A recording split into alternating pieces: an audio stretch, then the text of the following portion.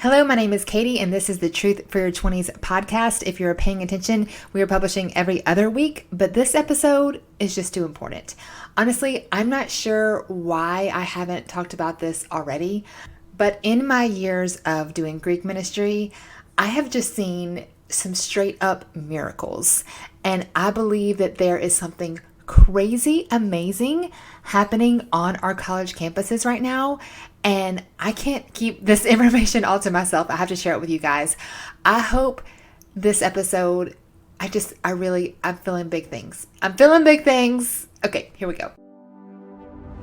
If you are in your 20s hoping there is more to life than boys and Bacardi, you are in the right place. Katie Balmer has been a keynote speaker to over 60 colleges nationwide, encouraging 20-somethings to realize their worth, find their calling, and not date dirtbags. But seriously, Katie is an author, viral TikTok creator, wife, mom of 2 girls, and your adopted aunt that you never knew how bad you needed. Ready to have some real conversation tackling the hottest topics? This is the Truth for Your 20s podcast.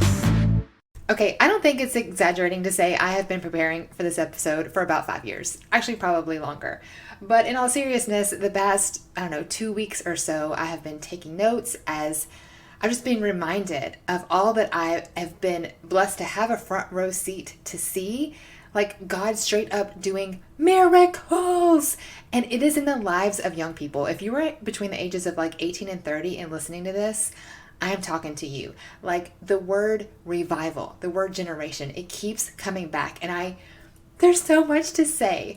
I actually explained part of this on a podcast episode with Stephanie Mae Wilson. I was on her podcast and I got to meet her firsthand and explain some of this. And she's like, girl, you got to talk about this.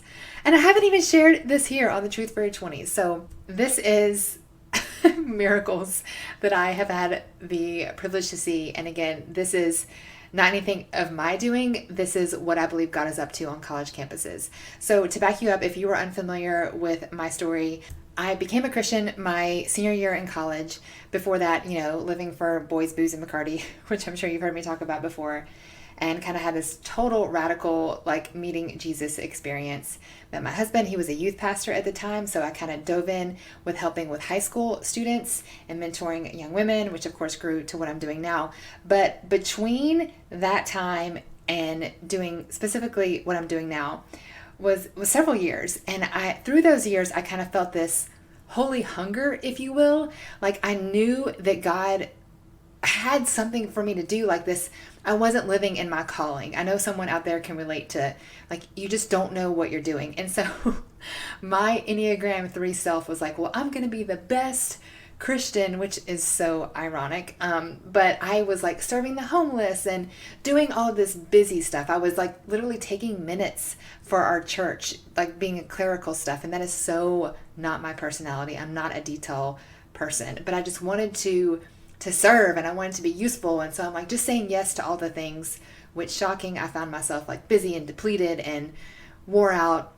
I threw my everything into helping this young lady who was never a project to me. She was truly a friend, but she was legit escaping homelessness and drug addiction, and put my heart and soul into helping her and realized I wanted a better life for her more than she did. So all of this kind of came to a head.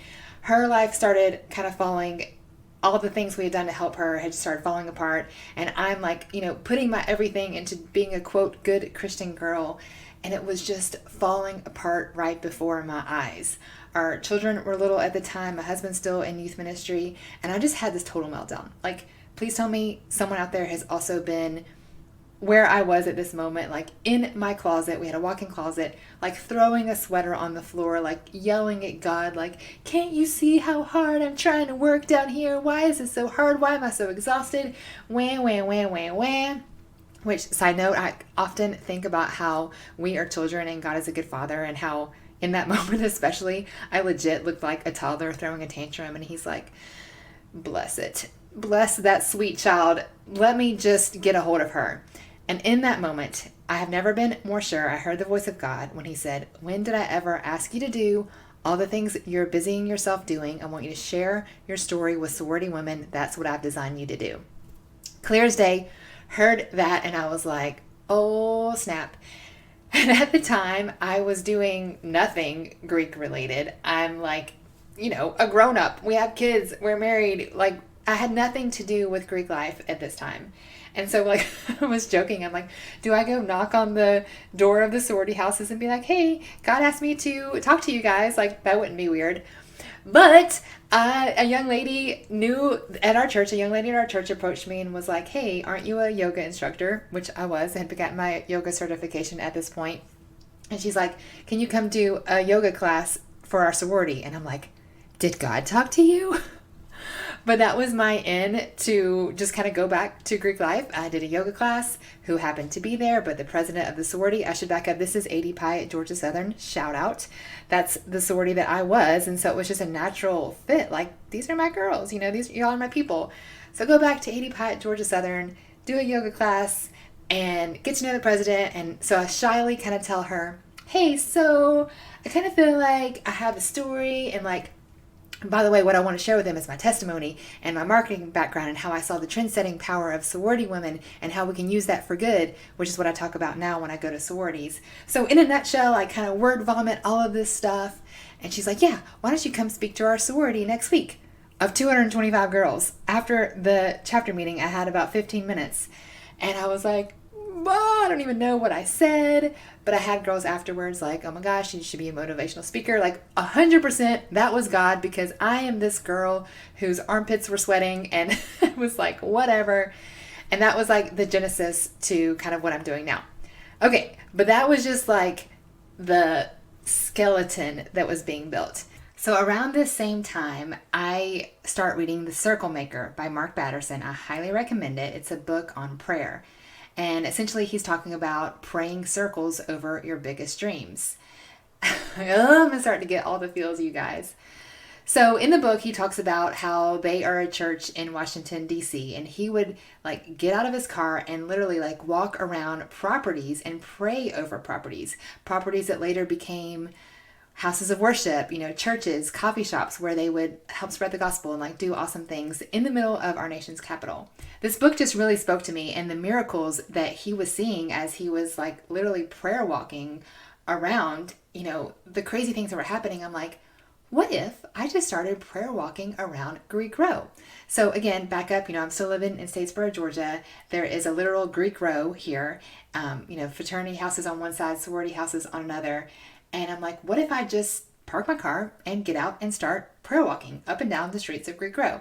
Now, again, I'm like young 30s at this time, slightly crazy. Hope I don't get arrested, but by golly, I park my car and I just start prayer walking up and down the streets of Greek Row. This started by myself. Eventually, some of the young women in the sorority joined me, which was good because I wasn't quite as crazy going by myself. But I was just praying. I was like, hey, God, I see the women of this generation like thirsty for more. They're thirsty to make a difference in this world. They're thirsty for more than just heartbreak and hangovers. They are stuck living in the way things have always been done. But like Greek Row is a beautiful thing. Like sorority and fraternity is a beautiful thing. It's this sisterhood and brotherhood of young men and women, like to lift each other up and hold each other accountable. What if we use that for good and spur each other on for greatness and hold each other to a higher standard? And so I start like praying all this stuff, and you guys, let me just tell you some of the stuff that started happening. Okay, I was reading in The Circle Maker, the book I was talking about, and he talks about Joshua 6. He was doing a prayer walk, and Joshua 6 came to him, and it says, now Jericho was tightly bound because of the Israelites. No one went out and no one came in. And the Lord says, see, Joshua, I have delivered them to you. And this like stood off the page to me. Because first of all, it didn't make sense. It's basically saying, look at this city. It's securely barred. No one's coming in and no one's coming out. And God says, look, I've delivered them. And I was like, hello, this makes no sense. And I'm even like looking at the commentary and I'm like, I need to understand this first. Like it's speaking to me. And I kind of give up at that point. Like I'm trying to get the kids to school. I'm like, okay, whatever, this doesn't make sense. I'll figure it out later. So I'm on my way to pray over Greek Row, like get my kids to school, work, all that kind of stuff. I'm on my way to pray over Greek Row. And I'm listening on Audible to some more of this Circle Maker book. He comes back to this verse and he says, the walls are securely barred. No one's coming in, no one's coming out. And God says, I've delivered them. And what he came to understand is that God is saying, celebrate the miracle before you even see it happening. And that to me was like celebrating what God is doing in the lives of college students before you even see it happening. Celebrate the freedom. Celebrate the no more chains being bound by like boys and booze and Bacardi. Like celebrate the freedom found in Christ. Okay, oh my gosh, it gets even better. So I'm like, wow, that's really cool. So I'm like, get out. All right, today we're going to prayer walk over Greek Road. So I'm doing my little prayer walk and I get to the end of the little street. One of the biggest fraternities on campus has a wall built up around the perimeter of the fraternity house. It's to hide the shenanigans that go on during that spirit week. It's just kind of like a joke or whatever. And there's like spray paint all over this tarp wall and stuff. And I've just read the scripture that says the walls are up. It looks like it's impossible. It looks like Greek Row is only going to live for parties. It looks like it's just going to be this, big game of like boys and Bacardi and sex and drugs and rock and roll. But God says, celebrate. I'm going to deliver them. Okay, so around this same time, not just myself, a bunch of girls got together and they decided, let's do this prayer walk, this whole shut down Greek Row, like make a prayer night, like make it a thing. And it became a thing indeed. So many people got together, so many local churches. They shut down traffic on Greek Road. There was luminaries all down the street. People would write their prayers on these luminaries. At the end of the row was this worship. It was super fabulous. I highly encourage you, whoever is listening, you can do this on your campus. And it was just one night of like worship and praying over the beginning of the school year. You can do this anytime, of course. And they just had some worship at the end of the row. And then it was like, all right, you guys like just go pray over your house, pray over whatever. Oh gosh, it gets so much better. Okay, so myself and a couple girls were just laying hands on all the houses. And we're like, God, we're like lifting up the fraternity men here and the sorority women, like praying you to have favor on them and give them blessing and like praying for freedom and praying for all kinds of, things for all these houses. And these guys come out of one of the houses and they didn't even know what was happening that night. They're just like upstairs playing pool and drinking beer or whatever. This guy comes out. He's like, what are y'all doing? He's got like a cigarette in one hand and a beer in the other. I'm like, hey man, we're just praying over Greek Road. Do you mind if we pray for you? He's like, I'd love that. Sits down his beer and a cigarette. We all pray over him and a few of his buddies. We get to him praying and just tears are in his eyes. He's like, you don't know how bad I needed that. I am a 5th year senior. I don't know what I'm doing with my life. I'm just like living for the next party and I'm finding that this is so empty and I want more. And I didn't even know that like Greeks could even be Christian. And I'm like, oh my gosh. Later that night, I saw a young girl get saved. I mean, just crazy, crazy things were happening. Okay, here's the best part. So, I'm prayer walking over Greek Row. All these people come together and organize this prayer night. Like hundreds of people came to that prayer night, by the way. It was amazing. All these cool things happen. So naturally, I say something about this on Facebook. Okay, my friend, her name is Ashley, who is literally a half a world away at this point. She is a missionary serving in a different country. She sees what I post and she's like, Katie, I gotta talk to you about something. Oh, I'm gonna cry. She was like, Katie, oh, hold on. I had to pause because I was praying. She's like, did I ever tell you about the vivid dream that I had? I had a dream that sorority houses became houses of worship. She said, I don't remember all the details, but God took back his daughters. I remember getting that message and I was like, what in the world are you up to? God, remember that verse?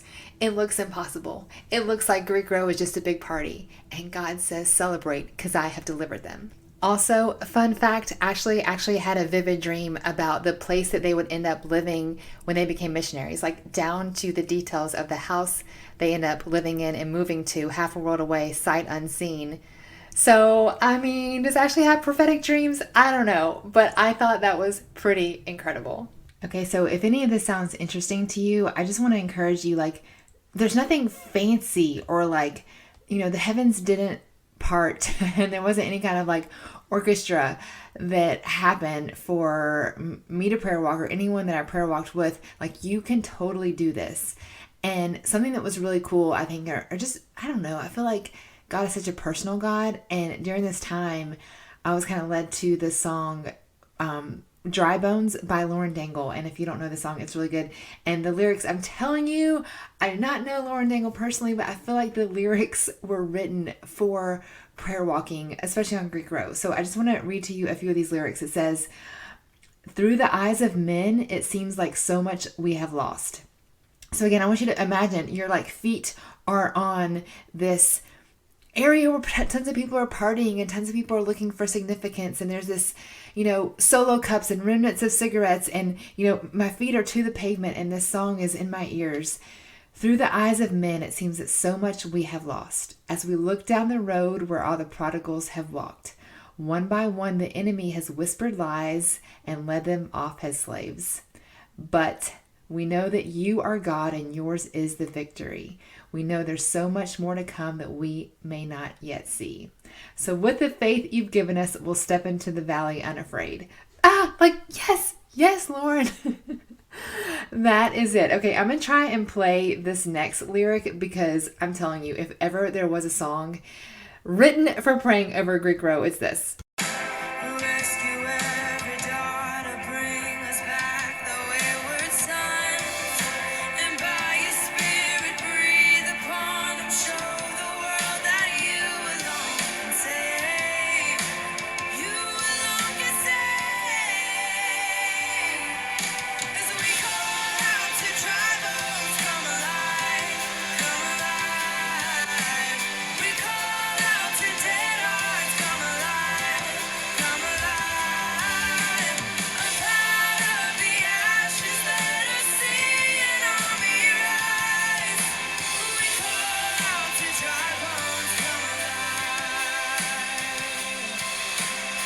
Please someone comment on this or message me on Instagram and tell me that song rattled you in the best way like it did me. Rescue every daughter, bring us back the wayward son, and up out of the ashes let us see an army rise. That is what I keep feeling or seeing or being reminded. I feel like God, I'm telling you, you guys, stuff I read, stuff I see on social media, it is repeatedly coming up to me, a revival in this generation. This generation is going to be spiritual leaders. They just need permission, a kick in the pants, to be told that you can. And here's what I want to tell you guys, why not you? Why not you? You may not know this, but look back in your history books, nearly every great awakening, every great movement, every big thing that happened was started by young people, in their 20s. So why not another great awakening right there on your college campuses? Why not start a circle around you and say, God, a revival starts right here with me. And that's all you have to know is right there with you. And then maybe you go to the streets of your campus, around Greek Row, around your college campus, around your city, wherever you may live, and start praying, rescue every daughter, bring us back the wayward son, out of the ashes let us see an army rise. Why not? Why not? If ever we have needed God back in our lives, back in our cities, back in our homes, back in our college campuses, it is now. And I am challenging anyone on the other side of these earbuds, draw a circle around yourself, and it says it starts right here with me. Hey, if you're enjoying this podcast, and I hope that you are, you make this possible by shopping my online store at Katie Bulmer Life. In the shop, I have totes and books and t-shirts and all kinds of awesome swag, and I would love your support. Also, I'm booking keynotes for fall semester. I've had the opportunity to travel to over 60 different colleges nationwide, sharing my message of how sorority women have world-changing power and how to use that power for good. Normally that speech is not a faith-based speech, but based on this episode, if you want more, I would love to share it. Actually, I'm having conversations now with doing Zoom meetings with your chaplain and her small group. Listen, I don't care how big or small the group is. I would love to share this message with as many young women as possible. So I made it easy for you. You can find me on my website at katiebulmer.life. There is a contact form. You can send me an email, and my DMs are always open on Instagram. Also made it easy for you. My handle is at katiebulmerlife. I'm not even done talking about all the miracles I saw happen on Greek Row. I mean, it's just so amazing. So one of the crazy cool God things is, so I have this kind of heard from God moment, go back, share your story with sorority women, not knowing what I'm doing, trying to be, hey, so I see this world changing power. Does anyone care? So I'm just mentioning to these girls. Anyway, long story short, I ended up having this small little Bible study, started with some girls I was going to church with. And you guys. Okay, so she's like, yeah, we can host it in my apartment. There's 10 girls. We all meet over there, have brownies and Bible study. So I go over there, and her apartment number was 1503 Garden District. You guys, do you know where I lived when I was in college, when I became a Christian? 1503 Garden District. Like, the same exact apartment was where I lived when I became a Christian as a college student. Fast forward, 10 years later, I am invited to do a Bible study in the exact, you can't make this stuff up. There's no way I could have even tried to orchestrate such a thing. It was just bananas.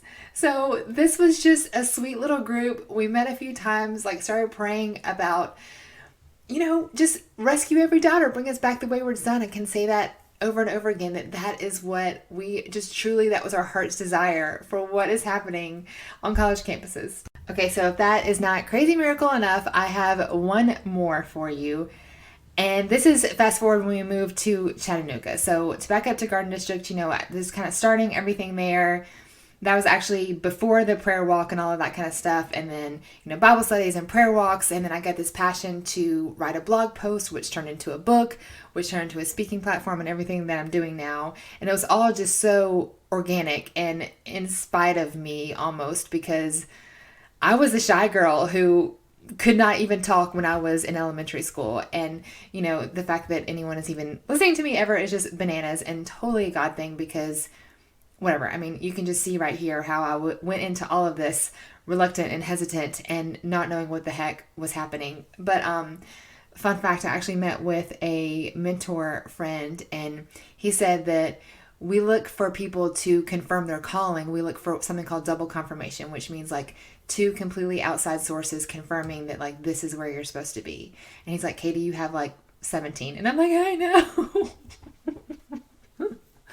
Anyways, so here's the other one, the last one. And I don't want you to hear oh, cool, Katie's supposed to do Greek ministry. Yes, I do think that is my calling, but I'm not the quote world changer. You are. I'm here to be the cheerleader, to encourage you guys, drawing that circle around yourself, start that revival within me. And yes, that's part of my work as well.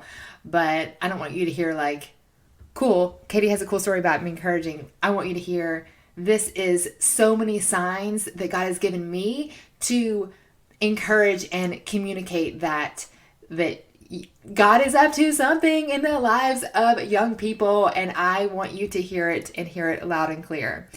And in case you didn't get it already, this last miracle is pretty amazing. So fast forward of all that, write the book, started to do speaking. We moved to Chattanooga, and I get the opportunity to speak at University of Georgia. And this is a cool moment because I'm from Georgia. So University of Georgia is the school, and I haven't spoken here yet. And I'm this is so exciting, I get to go to University of Georgia. And this is super cool because it's a Christian event. Normally when I speak to different chapters, and I get to, share a little bit of my story and definitely point to a little bit all the stuff going on and the world-changing power I see in young women, but it's not always a faith-based event. But this one was yes, we want you to share faith. We talk about all the Jesus you can. All right, cool. So we get there. I get there early, don't want to be late as a speaker. I'm coming with a friend, pull into the parking lot, and right when we pull into the parking lot, and again, so many crazy things. We're there early. We park on the wrong side, not really sure where we're going. But right when we pull up, I notice the person we're supposed to meet, Ariana, if you're listening, Ariana and two other people. And I'm like, okay, cool. There's my contact. Park the car, get out. And again, really early. It's kind of crazy that she happens to be there. So I walk up to the group. My friend's with me. So there's about 5 of us here in the circle. And, we just walk up and they're in mid conversation. So really tall woman who I don't even know at this point. She is talking about how she has been prayer walking that whole day. And she feels like revival is starting on college campuses. And I'm like, what? Who is this woman? I don't even know who she is. And she's talking about revival on college campuses. You guys, again, I haven't even said a word in this circle yet. I just walk up and she's saying, yes, there is a group of prayer warriors and we all get together and we meet like virtually. This is like a worldwide movement. And they're all talking about how they see, and they've like studied scriptures and they've talked to all these experts. They see that revival is starting on college campuses. And what's crazy is this group of people, and I'm talking worldwide, they're like, yeah, we believe we need to have prayer warriors in Athens. And they're like, oh, okay, like Athens, Greece? No, Athens, Georgia, at the University of Georgia campus. And so this woman moved her life to Athens, Georgia for this very purpose, to prayer walk. And I'm sitting there just standing, like, still have my suitcase in my hands, like, what? And I'm, supposed to speak here in a few minutes. And she goes, yeah, so anyways, I'm about to go prayer over this building real quick. What are you guys up to? The building she points to is the building where we are about to have our event. And I'm like, trying not to hyperventilate. And then I'm like, hi, my name's Katie. You guys, like what? What in the world? So meet my new tall friend. She prays over all of us. She goes prays for the building. I'm meanwhile like trying to get dressed, like trying to go, what in the heck just happened? You guys, not even a lot of people came to that event. Like it was not like, in my opinion, that big of a deal. But then I'm sitting there going, you know what? If I remember correctly, Jesus changed the world with 12 disciples. What if a few of those girls in that meeting, not from anything I said, but for some reason needed to be there? For some reason, something was sparked. For some reason, God just stirred something in her heart. He drew a circle around a girl who needed to hear that she could be the change the world needed to see. It could happen. I mean, if it can happen that a person you never know is praying for revival and you're feeling the same thing 5 hours away, like what? Like how? You can't make this stuff up. I feel like as soon as I hit publish on this episode, I'm going to remember some more crazy things that God has been up to. But again, I'm just blown away and thankful that I get the opportunity to see this. And I just want to encourage you guys, like, this is not just from my perspective. This is not just the cities that I've been to or the people that I know. Like, I am sure that this is happening on your campus. I'm sure that this is happening with people you know as well. And hopefully with you. And I really would love to hear about it. Like, please message me on Instagram. My handle is @KatieBulmerLife. I would love to hear maybe a miracle that you see God up to. Like, what if we got these stories together? I mean, I don't know at this point, but if you guys start messaging me, I will definitely put together a social media post or a TikTok or something, and let's just start letting people know. I think that people who are seeing revival and young people stirring up and living for more than just heartbreak and hangovers, maybe they think, oh, well, this is exclusive to my perspective or just exclusive to this one time or this one friend group. Like, I challenge that. I challenge that. And so what if it is? Remember, we just talked about Jesus changed the whole freaking world with 12 people. You don't need everyone. You just need a few committed world changers. And I bet some people on the other side of these earbuds are those people. And I want to challenge this thought as well. My parents were Greek 50 years ago. You guys, my mom was a Zeta and my dad was a Ka 50 years ago. Do you know what the theme music, so to speak, was on Greek Row? Sex, drugs, and rock and roll. And this was in the 1970s at the height of the free love and marijuana movement. Okay, like this was, Woodstock and people were streaking on campus. I'm just saying, 50 years, Greeks in particular have been known for sex, drugs, and rock and roll. And parties on college campuses. Listen, I'm all in favor of having fun, always, if not always. It is a life motto, okay? I'm not saying that you cannot have fun. I encourage you to live your best life. But everyone knows that getting so drunk that you are barfing, hooking up with people, empty promises, like that is not fun. We know this. There is more abundant life, and it is so much more than just parties. It is living for something bigger than yourself. It is starting something that will last past you. It is something that is multi-generational. It is starting something better for your children and your children's children to go to college and live for something better than themselves. It does not take a super smart person to just simply turn on the news and realize that our world is starving. We are starving for belonging. We are more alone than ever before. We are starving for peace. We're looking for worship. And what I mean by that is we all look for celebrities and we put them on this pedestal, and guess what? They fall because they're just human. And they were like, oh my gosh, this person's a monster, but they were never meant to be on that pedestal in the first place. We worship sports teams. We worship people on social media. We worship all of the wrong things. And then we say, God, we don't need you in our schools. God, we don't need you in our sororities. We push God out. We push God out. And again, it's not doing our world any favors. In the words of John Lennon, some say I'm a dreamer, but I'm not the only one. What if young people, the same demographic that have started so many movements in our history, what if young people said, you know what? We're tired of this. We want a different world. We want to make a different world for us, for our future children, for just us as a future. We want something better. I believe you guys are the ones that can make that happen.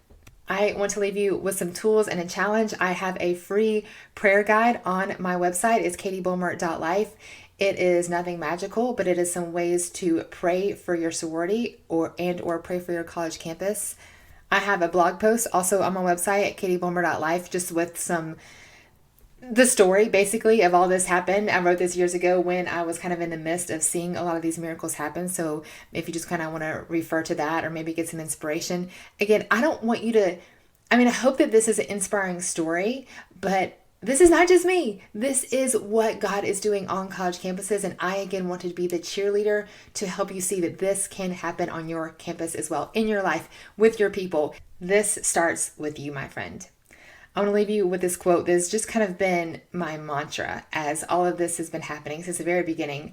I found this randomly in a book, and I have saved it on my notes in my phone, and I refer to it often. This is from Generation Ministries, and it says, "Let it be recorded in the history books of heaven that the young Christians of this generation responded in radical obedience and dedication to the revelation of the purpose of God for their lifetime. Perhaps we will discover that we came to the kingdom for such a time as this." If you enjoyed this episode, sharing is caring. I would love for you to simply take a screenshot from wherever you're listening and share it on social. You can tag me at katiebulmerlife or just text it to a friend. Say, hey, I enjoyed this episode and I think that you will too. The biggest compliment you can give is sharing a review on iTunes. That really helps other young women to find this podcast. Thanks for being here. Thanks for spending some time with me in your earbuds, and I hope that you gained some truths for your 20s.